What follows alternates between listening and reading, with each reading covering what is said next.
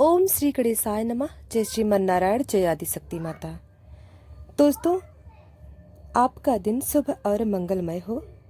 दोस्तों, हर दिन नियम से चैत्र मास महात्म्य की कथाओं का श्रवण करेंगे। इससे पहले हमारे चैनल पर आप फाल्गुन मास महात्म्य के सभी अध्यायों को सुनने के लिए आप सभी को बहुत बहुत धन्यवाद। कथा प्रारंभ करने से पहले हम जानते हैं आज चैत्र मास के महत्व और चैत्र मास की शुरुआती के बारे में। 2025 में चैत्र का महीना कब से शुरू होगा और कब समाप्त होगा? इस पवित्र महीने में किन किन देवी देवताओं की पूजा की जाती है? क्या नियम होते हैं? कौन से मुख्य व्रत हैं और त्योहार पवित्र मास में पड़ते हैं? अगर आपको जानकारी अच्छी लगे, अगर आपको वीडियो अच्छी लगे तो हर दिन वीडियो को लाइक करके आप कमेंट बॉक्स में अपनी प्रतिक्रिया भी जरूर दीजिएगा, क्योंकि मुझे आपके कमेंट्स का हमेशा इंतजार रहता है।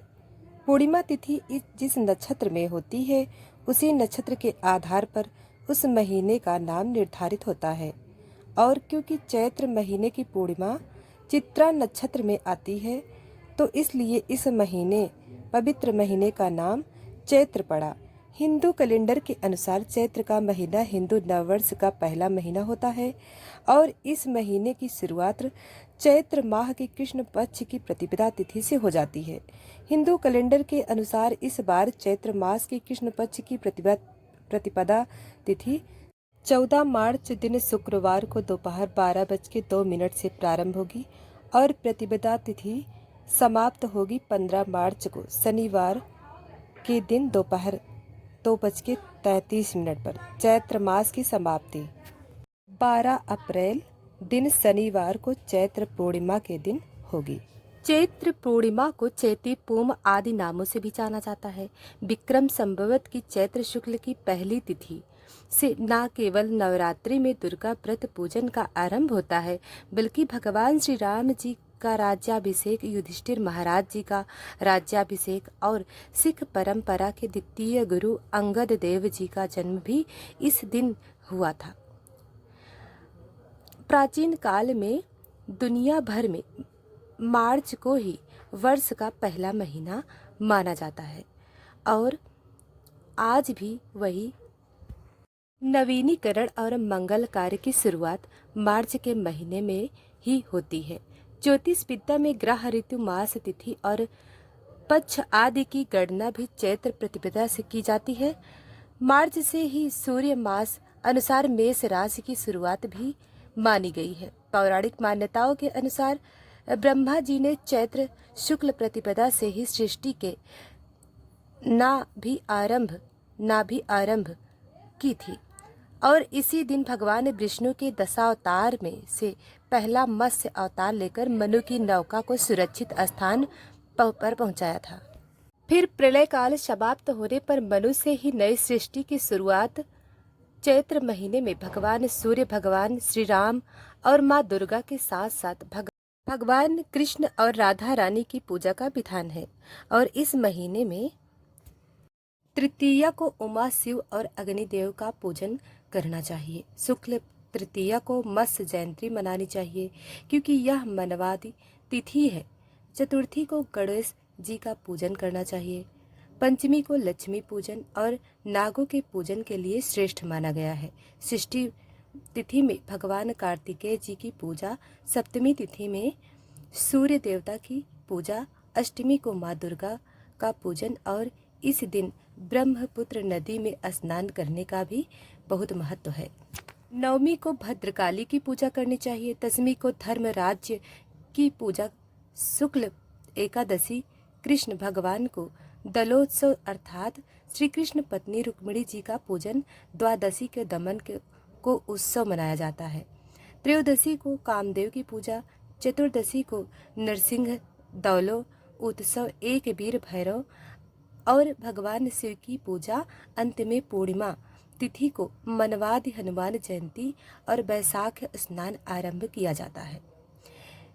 और इस प्रकार चैत्र मास की पूर्णिमा तिथि को चैती पूनम के साथ ही चैत्र मास की समाप्ति हो जाती है। अब आइए सुनते हैं चैत्र महात्म का आज का अध्याय। नैमिषारण्य तीर्थ में उपस्थित ऋषिगणों ने श्री सूत जी से महाराज से कहा, हे सूत जी, आप तो परम बुद्धिमान हैं। आप भगवान व्यास जी के शिष्य हैं। आप बहुत वर्षों तक जीवित रहे हैं। भगवान, अब आप हमें मन को प्रसन्न करने वाली पवित्र कथाएं सुनाने की कृपा कीजिए। भगवान विष्णु के अवतार की पावन कथा संपूर्ण पापों का संहार करने वाली अत्यंत अद्भुत। भगवान शंकर का दिव्य चरित्र भस्म और रुद्राक्ष धारण करने की महिमा तथा उसका इतिहास भी आपके मुखरबिंद से हमने सुना। अब हमें वह कथा सुनने की इच्छा है जो परम पवित्र हो और जिसके प्रभाव से मनुष्य सुगमता पूर्वक मुक्ति और भक्ति के सम्यक अधिकारी बन जाए। हे महाभाग्य निवारण करने वाले, अन्य किसी को हम नहीं देखते। आप मुझे मुख्य कथाएं कहने की कृपा कीजिए जिससे कलयुगी मनुष्यों को भी सिद्धि मिल जा सके। तब श्री सूत जी महाराज कहने लगे, ऋषियों, तुम बड़े ही भाग्यशाली हो। जगत के कल्याण की इच्छा से तुमने यह बहुत उत्तम प्रश्न पूछा है। अतः संपूर्ण शास्त्रों का जो सार रूप है वह प्रसंग विशद रूप में मैं तुम्हारे सामने उपस्थित रखता हूँ। ऋषियों ने कहा, हे महाभाग सूत जी, आप तो वक्ताओं में श्रेष्ठ हैं। वह कैसा पुराण है और उसके सुनने की कौन सी विधि है? कितने दिनों तक यह कथा संपन्न होती है? इस कथा में किस देवता का पूजन होना चाहिए और कितने मनुष्य पहले इसे सुन चुके हैं और उनकी कौन कौन सी अभिलाषा पूर्ण हो चुकी है? वह सब हमें सुनाने की कृपा कीजिए। तब श्री सूत जी कहने लगे, व्यास जी ने वेदों के 4 भागों में बांट कर उन्हें अपने शिष्यों को पढ़ाया, किंतु जो संस्कारहीन निज कुल में उत्पन्न वेद पढ़ाने के अनाधिकारी मूर्ख जन और स्त्रियां हैं, उन्हें धर्म का ज्ञान कैसे हो? यह चिंता उनके मन में जाग उठी। तब स्वयं मन में विचार करके उन्होंने उक्त प्राणियों के धर्म ज्ञानार्थी का संपादन किया। 18 पुराणों की रचना करके उन्होंने मुझे पढ़ाया, महाभारत की कथा भी सुनाई। उसी समय भक्ति और मुक्ति देने वाली देवी भागवत नामक पुराण रचा। स्व उसके वक्ता बने तथा राजा जन्मजय को श्रोता होने का शुभ अवसर प्राप्त हुआ। पूर्व समय की बात है। जन्मजय के पिता राजा परीक्षित थे। उन्हें तक्षक नाग ने डस लिया था। उनकी दुर्गति निवारण के लिए जय ने देवी भागवत सुना। वेद व्यास जी के मुखरबिंद से 9 दिनों में इसकी श्रवण विधि संपन्न की। वे त्रिलोक जननी भगवती आद्याशक्ति का विधिवत पूजन करते। नरवा यज्ञ समाप्त होने पर उसी क्षण महाराज परीक्षित को भगवती का परम धाम प्राप्त हो गया। दिव्य रूप धारण करके वे वहां पधार गए। पिता को परम धाम प्राप्त हो गया, यह देखकर राजा जन्मेजय को अपार हर्ष हुआ। उन्होंने मुनिवर व्यास जी की भली भांति पूजा की। जो मनुष्य भक्ति पूर्वक देवी भागवत की कथा सुनते हैं, सिद्धि सदा उनके सन्निकट खेलती रहती हैं। अतः उन्हें निरंतर इस पुराण का श्रवण करना चाहिए। सतयुग, त्रेता और द्वापर में अनेक धर्म थे, किंतु कलयुग के लिए एक पुराण श्रवण ही धर्म रह गया है। इसके सिवा मनुष्यों का उद्धार करने वाला कोई दूसरा धर्म नहीं है। कलयुग के मनुष्य धर्म और आचार से हीन और अल्पायु होंगे। उनके कल्याण के लिए भगवान व्यास जी ने पुराण संज्ञक इस अमृत रस का निर्माण किया है। इस देवी भागवत का श्रवण में मास और दिवस का कोई खास नियम नहीं है। मनुष्य सदा ही इस पुराणों का श्रवण कर सकते हैं। अश्विन, चैत्र, वैशाख और ज्येष्ठ के महीने में तथा 4 नवरात्रों में सुनने से, अर्थात 2 गुप्त और 2 प्रकट नवरात्रों में सुनने से यह पुराण विशेष फल देने वाला होता है। नवरात्र में इसका अनुष्ठान करने पर मनुष्य सभी पुण्य कर्मों से अधिक फल पाते हैं। अतः इसे नवज यज्ञ कहा गया है। जो कलुषित विचार वाले पापी, मूर्ख, मित्रद्रोही, वेद की निंदा करने वाले और हिंसा में संलग्न और नास्तिक हैं, उनका भी कलयुग में इस नवाह यज्ञ से निस्तार हो जाता है, अर्थात उद्धार हो जाता है। महान तप व्रत तीर्थ दान नियम हवन और यज्ञ करने पर मनुष्य को जो फल दुर्लभ रहता है वह भी नवाह यज्ञ से दुर्लभ हो जाता है। इसलिए देवी भागवत सर्वोत्तम पुराण माना जाता है। ऋषियों ने श्री सूत जी से पूछा, हे महाबुद्धिमान सूत जी, महाभाग वसुदेव ने कैसे पुत्र प्राप्त किया? भगवान श्री कृष्ण ने परिभ्रमण करके प्रसेन को कहाँ खोजा और क्यों खोजा? श्रीमद् भागवत देवी भागवत की यह कथा वसुदेव जी ने किस विधि से सुनी और इसके कौन वक्ता हुए, यह बताने की कृपा कीजिए। श्री सूत जी बोले, भोजवंशी राजा सत्यजीत द्वारिका से सुखपूर्वक रहा करते थे। उनके द्वारा सदा सूर्य की आराधना की जाती थी। भगवान सूर्य ने सतत की भक्ति से प्रसन्न होकर उन्हें अपने लोक को दर्शन कराया, साथ ही उन्हें एक श्यामक नामक मणि भी दी। सतत उस मणि को गले में धारण करके द्वारिका आए। वह मणि अत्यंत चमकीली थी। उसे देखकर पूर्णवासियों ने समझा कि शायद सूर्य नारायण है।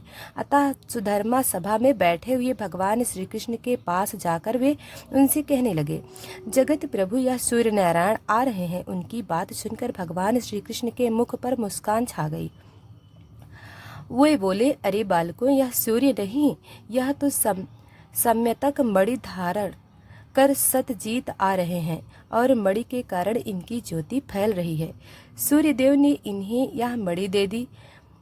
फिर सतजीव ने ब्राह्मणों को बुलाकर उनसे स्वस्ति वाचक करवाया, मणि की पूजा की और उस मणि को अपने भवन में स्थापित कर दिया। प्रतिदिन 8 भार स्वर्ण देने वाली वह मणि जहाँ रहती थी वहाँ महामारी, दुर्भिक्ष और अन्य उत्पाद संबंधी भय कभी ठहर नहीं सकते। सत्रजीत के एक भाई थे, उनका नाम था प्रसेन। एक बार वे उस मणि को गले में धारण कर घोड़े पर सवार हुए और शिकार करने के लिए वन को चल दिए। उन्हें सिंह ने देखा और घोड़े सहित मार कर वह मणि ले ली। राज जामन बड़ा बली था। उसने देखा कि सिंह मणि लिए हुए हैं तो उसने बिल के द्वार पर ही सिंह को मारकर उससे वह मणि छीन ली और उसे अपने पुत्र को खेलने के लिए दे दिया। बालक भी वह चमकीली मणि को लेकर खेलने लगा। कुछ समय के बाद जब प्रसेन वापस नहीं लौटे तब सतराजीव को महान दुख हुआ। कहने लगे, पता नहीं किसे मणि पाने की इच्छा हो गई है, जिसके हाथों में प्रसेन काल का ग्रास बन गया।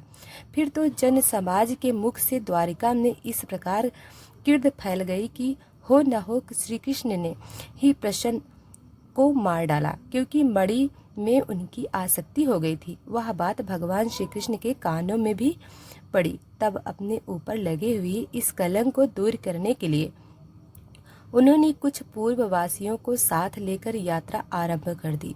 वे भयानक वन में जा पहुँचे। सिंह द्वारा मारे गए प्रसेन को उन्होंने वहां देखा।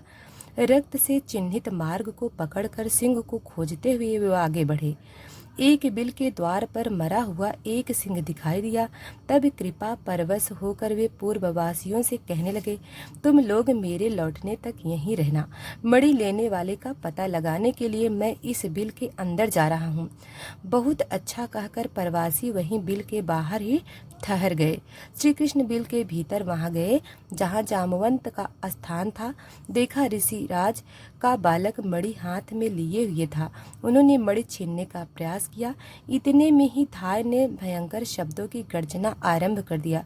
धाय की चिल्लाहट सुनकर वहां तुरंत ही जमवा आ पहुंचा। उसका भगवान श्री कृष्ण के साथ युद्ध आरंभ हो गया। रात दिन लगातार लड़ाई होती रही। दोनों में 27 दिनों तक घोर संग्राम चलता रहा। उधर द्वारिका वासी भगवान श्री कृष्ण की प्रतीक्षा में बिल के द्वार पर ही रुके हुए थे। 12 दिनों तक तो उन्होंने प्रतीक्षा की। फिर डर के वे अपने घर को लौट गई। पहुंचने पर आरंभ से अंत तक सारा समाचार कह सुनाकर सबको बड़ा दुख हुआ। अब वे सत्रजीत की निंदा करने लगे। अपने पुत्र की यह कष्ट कहाँ महाभाग्य वसुदेव के कानों में भी पड़ी। परिवार सहित वे शोक सागर में डूब उतरा लगे। अब मेरा कल्याण कैसे होगा? इस प्रकार के अनेक चिंताएं उसके मन में उठने लगी। इतने में ही देवर्षि नारद ब्रह्मलोक से वहां पधारे। वसुदेव जी खड़े हो गए, मुनि को प्रणाम किया, उनकी यथोचित पूजा की। नारद जी ने बुद्धिमान वसुदेव जी से कुशल समाचार पूछा, फिर कहा, नारायण नारायण। वसुदेव जी, आप इतने चिंतित क्यों हैं? इसका कारण बतलाइए।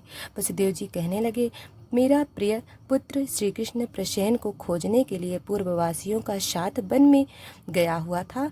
मरे हुए प्रसेन पर उसकी दृष्टि पड़ी। बिल के द्वार पर देखा कि प्रसेन को मारने वाला सिंह भी मरा पड़ा है।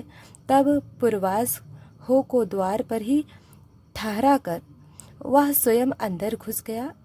मुने बहुत दिन बीत गए, अब तक मेरा वह प्राण प्रिय पुत्र वापस नहीं लौटा। इसी से मैं चिंतित हूँ। कोई ऐसा उपाय बताने की कृपा कीजिए जिससे मेरा पुत्र शीघ्र ही वापस आ जाए। तब नारद मुनि बोले, यदुश्रेष्ठ, तुम पुत्र प्राप्ति के लिए अंबिका देवी की आराधना करो। उनकी आराधना से ही तुम्हारा शीघ्र कल्याण हो जाएगा।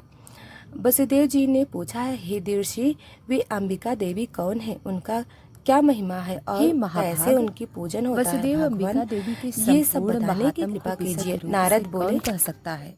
मैं संक्षेप से कहता हूँ। सुनो, भगवती अंबिका नित्य स्वरूपिणी है, सत्य चित्त और आनंदमय उनका श्री विग्रह है। वे सर्वोपरि हैं, वह चराचर जगत उनसे ओतप्रोत है। उन्हीं की आराधना से प्रभाव से ब्रह्मा जी इस चराचर जगत की रचना करते हैं।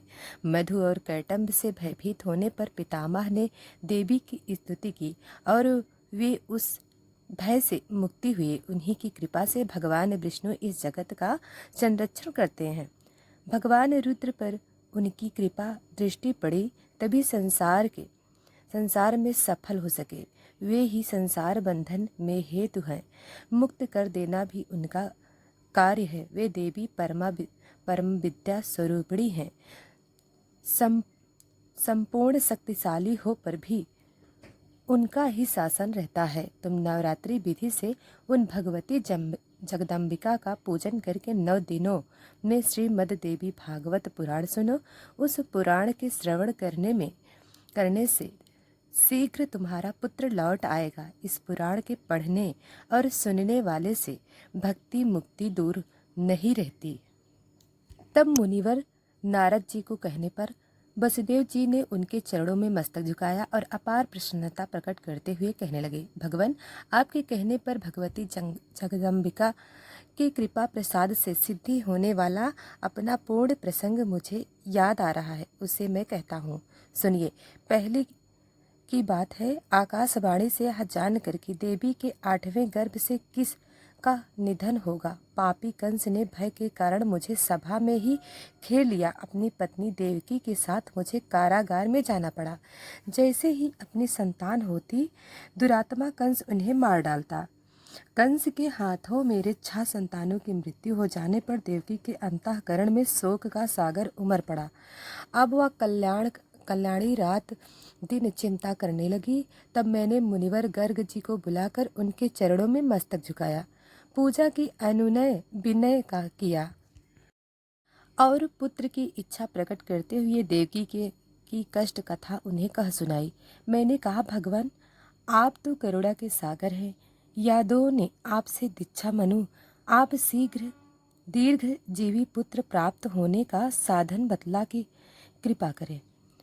तब दयानिधि गर्ग जी प्रसन्न होकर मुझसे कहने लगे, हे महाभाग वसुदेव, दीर्घजीवी पुत्र प्राप्त होने का उपाय बताता हूँ, सुनो। भगवती दुर्गा भक्तों का दुख दूर करने वाली और कल्याण स्वरूपिणी है।